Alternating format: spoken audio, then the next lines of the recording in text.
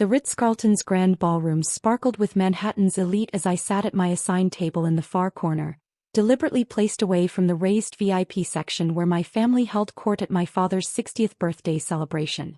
Through the ambient lighting, I could see my sister Amanda directing wait staff like a general commanding troops, ensuring the right people received the right level of attention. "Don't worry about it," Sarah, my childhood friend and now fellow standard guest, tried to comfort me. "At least we get the same food." I smiled, checking my phone discreetly beneath the table. The latest alert from my private banking team confirmed what I'd been waiting for. Forbes was about to release their annual Billionaires List, and a certain mysterious newcomer was about to make quite an entrance. "Emily." Amanda's sharp voice cut through the party noise. "I hope you're not bothering the serving staff with special requests. They have VIP tables to attend to." I looked up from my phone, taking in her designer gown that probably cost more than what she thought I made in a year. "Just enjoying the evening, Amanda. Like everyone else." "Everyone else?" She laughed, gesturing to the elevated VIP section where our brother Michael sat with hedge fund managers and tech moguls. "Hardly. Some of us actually belong in premium circles." If she only knew that my private investment portfolio could buy everyone in those premium circles 3 times over. The quiet empire I'd built while they thought I was struggling with a modest finance job had grown far beyond anything they could imagine. "Speaking of circles," Michael called down from his perch, "how's that little investment job going, Em? Still pushing papers at that boutique firm?" I thought about the boutique firm, Sterling Capital Partners, that I'd founded 5 years ago and grown into one of the most powerful private investment companies in the world. All while letting my family believe I was just another mid-level financial analyst. "It's going fine," I replied mildly, checking another alert on my phone. Sterling's latest acquisition had just cleared. A tech startup that would revolutionize renewable energy. Another billion added to my hidden fortune. "You know," my stepmother Victoria glided over, diamonds dripping from her ears, "if you'd just let your father help you get started properly, you might be sitting up here with us. But you always insisted on doing things your basic way." I bit back a laugh, thinking of the meeting I had tomorrow with the Federal Reserve Chairman. My basic way had created an investment strategy that was reshaping global markets. Through the crowd, I could see my father holding court, accepting congratulations from New York's financial elite. He hadn't even noticed I'd arrived, though I'd funded half of this extravagant party through a shell company. Better to let them think Amanda's event planning skills had secured the premium venue. More champagne for the VIP section. Amanda commanded a passing server.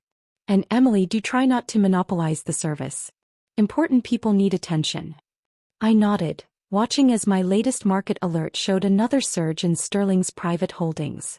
Tomorrow's Forbes revelation would show just how much attention I actually commanded. "Did you see the buzz about the mystery billionaire?" I overheard Michael bragging to his VIP companions. "They say someone's been quietly building a massive fortune right under Wall Street's nose. Probably one of us up here, right?" His sycophants laughed appreciatively, none of them glancing at the standard sister in the corner who'd orchestrated some of the biggest deals in recent financial history. "Emily," Victoria called out with false sweetness, "since you're seated near the kitchen, would you be a dear and check on the timing of the main course? We wouldn't want our VIP guests to wait." I stood, smoothing my simple black dress that cost more than Victoria's entire jewelry collection. "Of course, though you might want to keep an eye on the financial news. I hear there's an interesting announcement coming." My phone buzzed again, a message from my executive team confirming that everything was in place. In exactly 20 minutes, Forbes would reveal the identity of America's newest billionaire, and the carefully constructed hierarchy in this room would shatter. Through the designer-clad crowd, I caught glimpses of the life my family thought I lived. The modest apartment they mocked, actually a full-floor penthouse registered to a holding company. The basic job they dismissed, running a global investment empire.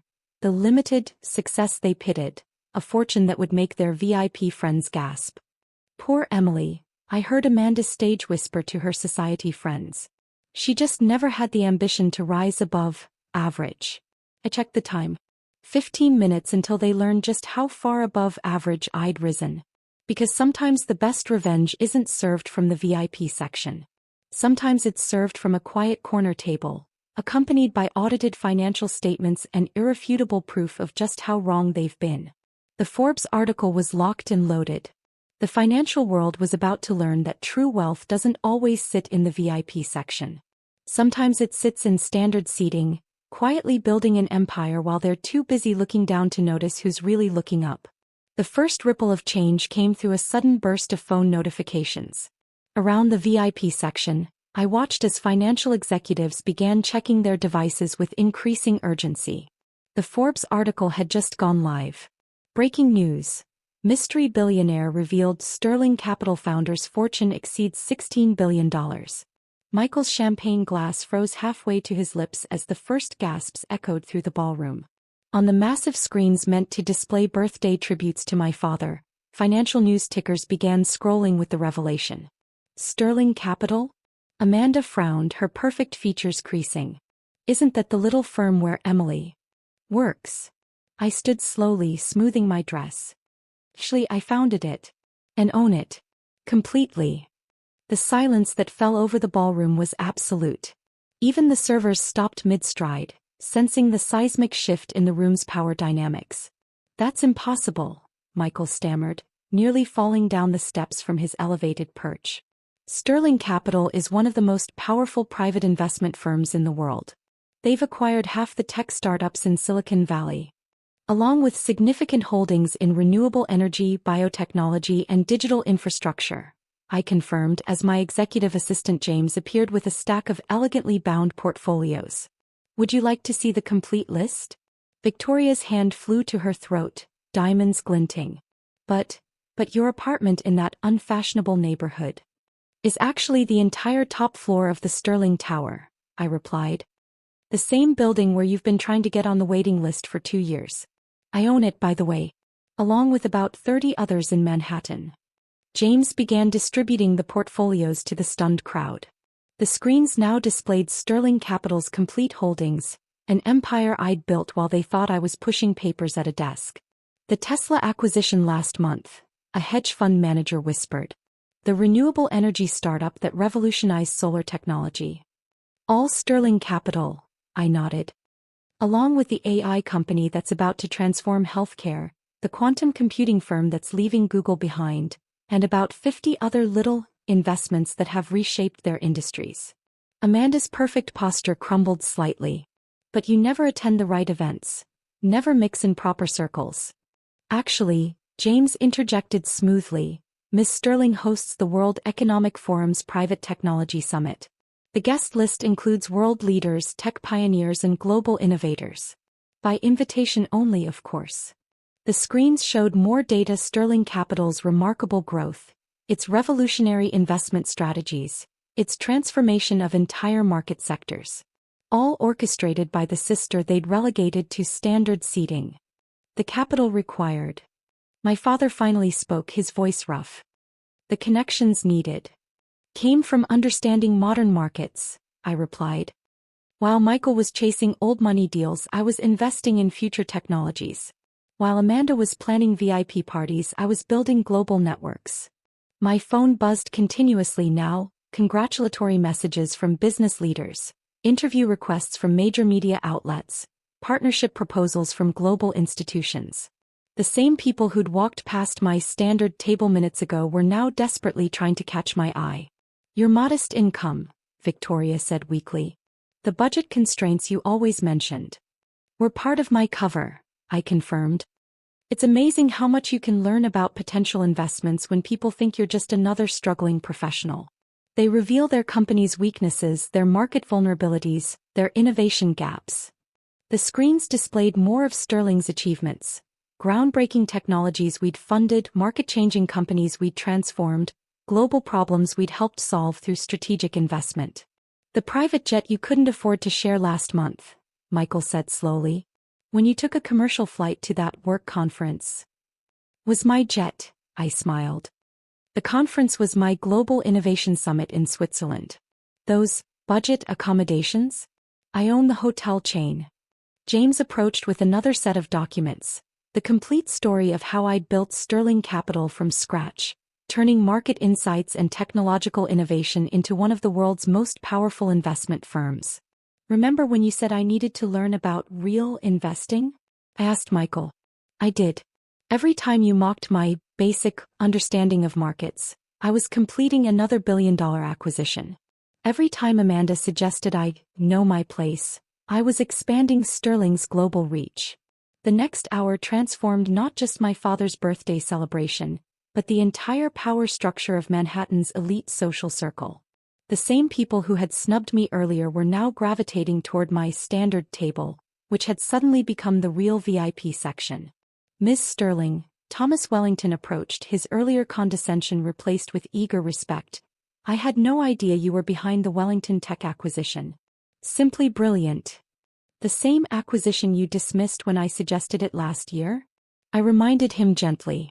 When you said I couldn't possibly understand the complexities of tech valuations? The screens now displayed Sterling Capital's complete technology portfolio, dozens of innovative companies we'd acquired and transformed, creating billions in value while solving real-world problems. But your investment strategy, Michael protested weakly. The conservative approach you always advocated.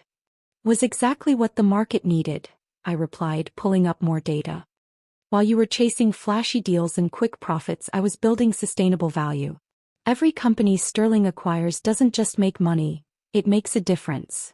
Victoria stirred, her social instincts kicking in despite her shock. Perhaps we should discuss this as a family. Family. I turned to her, my voice carrying across the now silent ballroom. Like when you banned me from family investment meetings because I was embarrassing? When you told the Astors I was, unfortunately, limited, because I suggested investing in renewable energy. James approached with another stack of documents, Sterling's latest initiative, a $20 billion fund focused on transformative technologies and sustainable development. Remember the clean energy startup you laughed at last month?